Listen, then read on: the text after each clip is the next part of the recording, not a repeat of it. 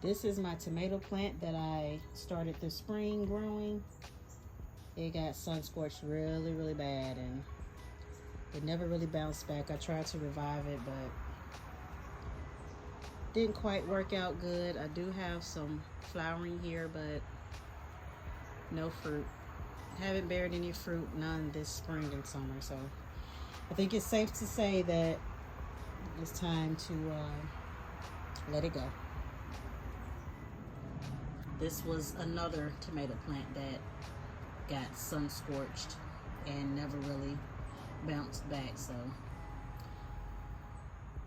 please do not leave your plants out in the sun too long for them to get scorched, because these will be the results.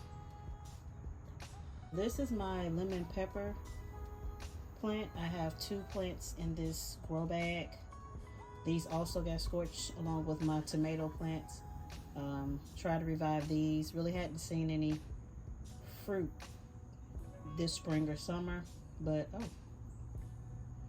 I see a bud coming in, so I might go ahead and hold on to these 2 for a little longer just to see if I can bear any fruit from this.